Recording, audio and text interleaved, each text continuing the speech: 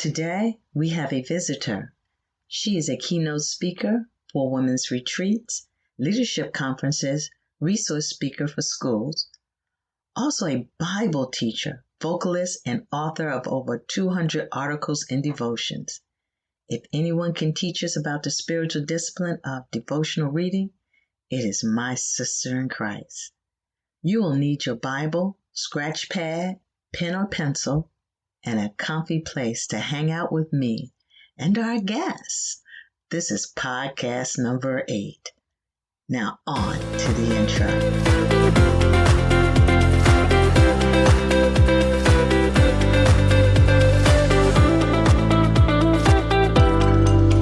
Welcome to the Hanging Out with Jesus podcast, where we create space so you can commune with God through practicing spiritual disciplines in order to help you grow in love with God, your neighbor, and yourself.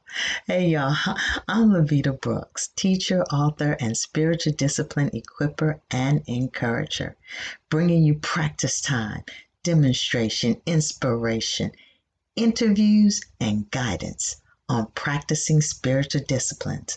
For more information, book reviews, and other resources on spiritual disciplines, check out my blog at lyvitabrooks.com. Now, come walk with me where we intentionally practice being in the presence of God.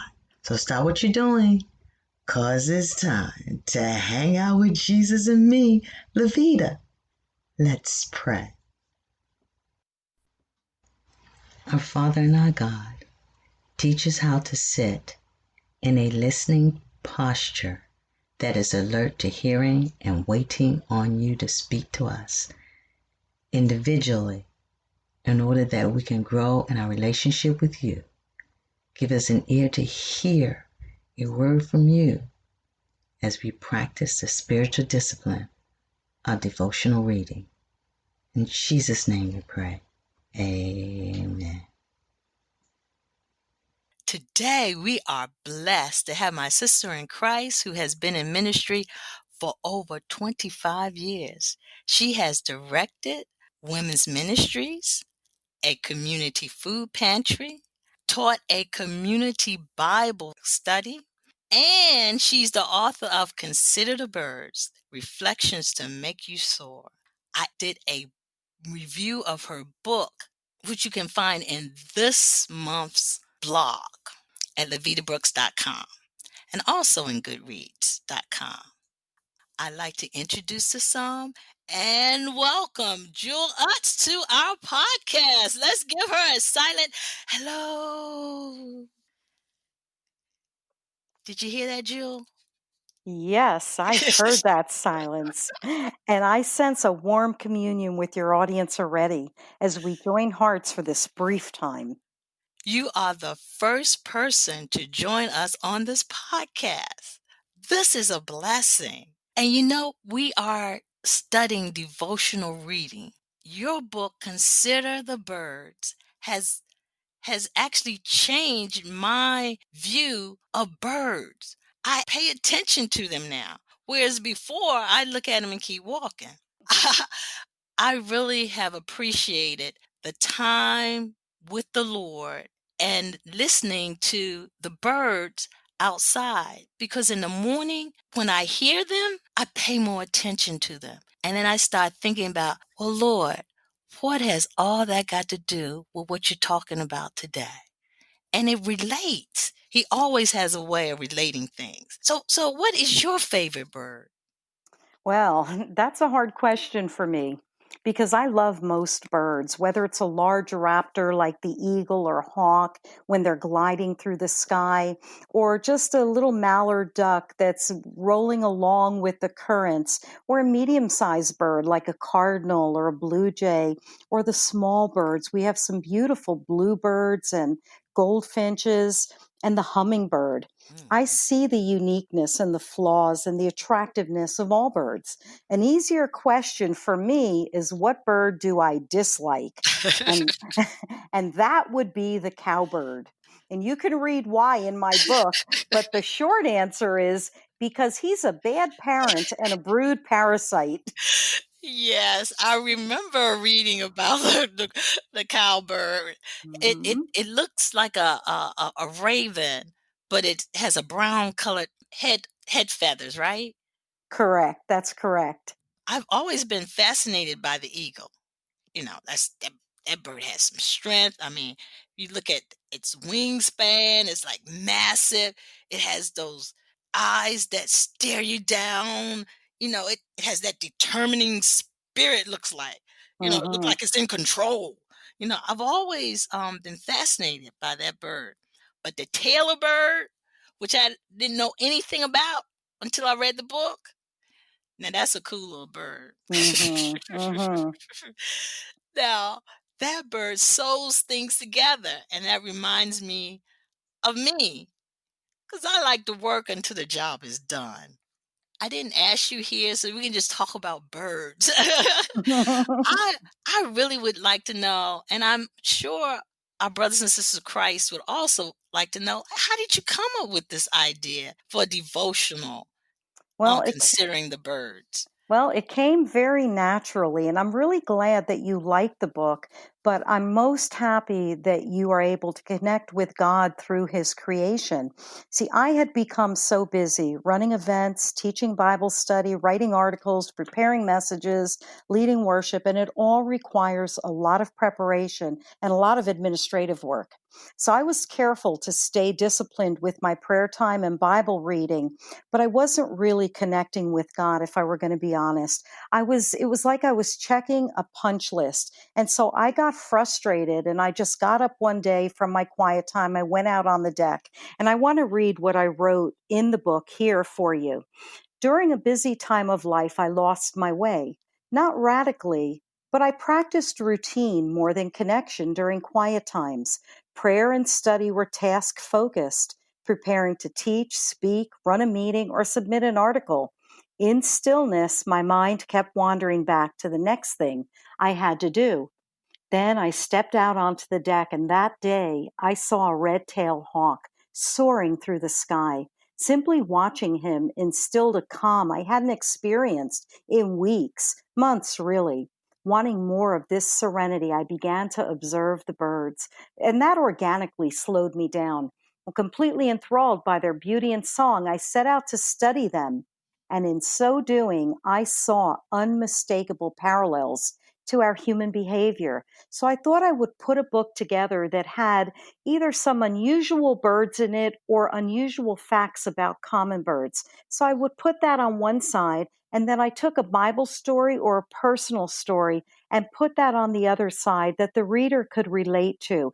This would help them to learn more about the Bible, learn more about the principles. And then I added a Bible verse and a prayer and some leading questions to lead them into a deeper devotional time of their own. And that's where it came from, really just being busy. I really enjoyed that. And I want to add, one of the other benefits of this devotional is that it provided a reflection page. Us journalers and even crafters, that's helpful because we like to record and make special designs and put stickers and things like that on when we write. So thank you for that. Yes, well, I like to make notes directly in all of my books as well. I'm a writer and a journaler, and so I write all over most of my books, and of course, my Bible, which is my notebook for life.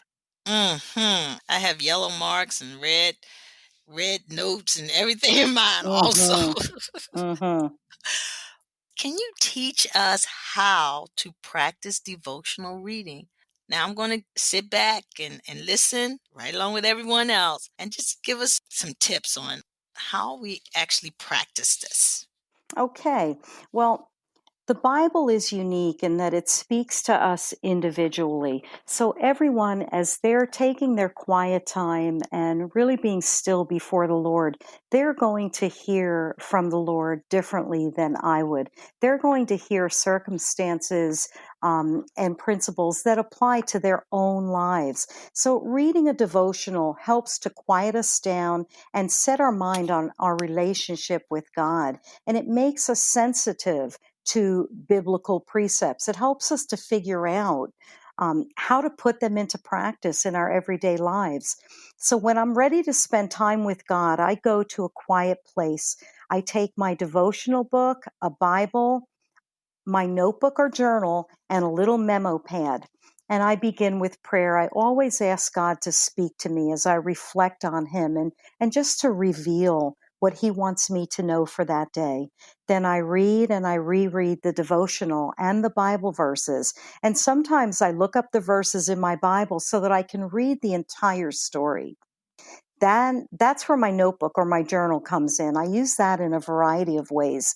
So if the devotional that I read spurs a particular situation, makes me recall something that's either going on in my life right now or has happened in the past, I write about it in my journal. And I write what the proper response should be according to what I've learned, or what it should have been if it was a past situation. So I try to make that devotional and the Bible verse, I make that principle directly relate to what's going on, whether I've done it right or wrong.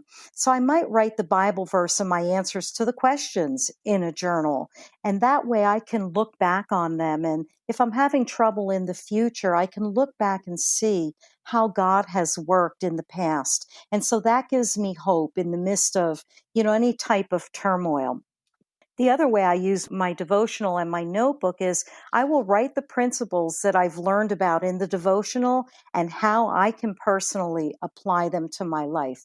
That way I'll go back and I'll read them and I'll reread them and I'll make sure that I'm putting them into practice. Now, the little memo pad or the scratch pad that I keep beside me plays an important part. Now, remember, I said my mind kept wandering when I tried to devote quiet time to God. I kept thinking about my to-do list. So when that happens now, I immediately jot down anything that's on my mind and I get rid of that distraction right away. If I need to buy coffee or if I need to make a phone call or send a note to somebody, that way I get it off my mind and I can get right back to my devotional time with God. And that scratch pad, sometimes I write the verse on it and I carry it with me all day long, either to memorize it or just to keep considering it throughout the day. At times I tape it to the fridge or the mirror or places that I'll regularly see it. And, I try to memorize it. So those are the things that I use. I use my notebook, I use a scratch pad and a quiet place. And I always begin with prayer. Y'all, you can find all these tips in the show notes. It sounds like practice time to me. Jewel, we are going to use 2 Corinthians chapter 4, verse 18. And that's one of your verses that you used in Consider the Birds about the dodo birds. We're going to use that to help us practice devotional reading. If I can sum up what you said, it's basically three parts: pondering, recording thoughts, and application. So in our practice time, we're going to have three different sections. We're going to start with pondering and then recording our thoughts. That's when we'll write, and then application. I'm going to give you 3 minutes as you think about the question, where is your gaze fixed? Where is your gaze fixed? Are you ready? Okay, so I'll read 2 Corinthians 4:18, and this is in the New Living Translation. You can read it in the translation when Lyvita sets the timer in your own Bible. It's good to look at different translations because the different wording gives us a full understanding. 2 Corinthians 4:18 says, "So we don't look at the troubles we can see now. Rather, we fix our gaze on things that cannot be seen. For the things we see now will soon be gone, but the things we cannot see will last forever." 2 Corinthians 4:18. Lyvita, it's time to start the timer.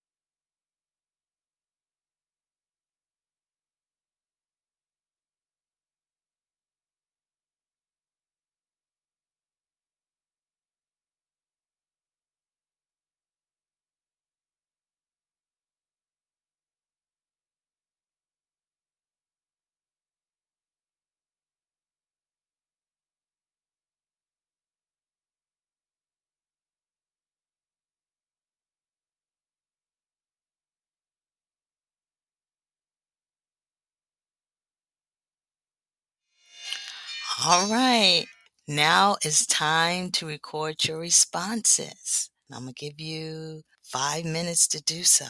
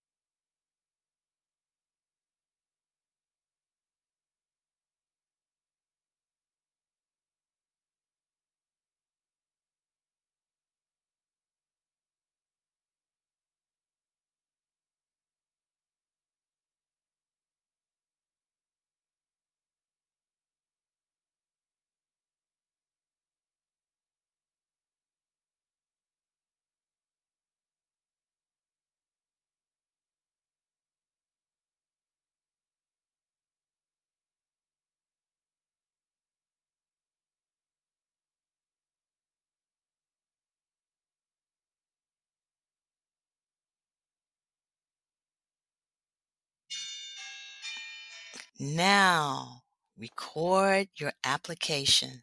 Focus on what adjustments, if any, you need to make in order to line up with God's commands, precepts in living a life to keep your gaze on God. 3 minutes.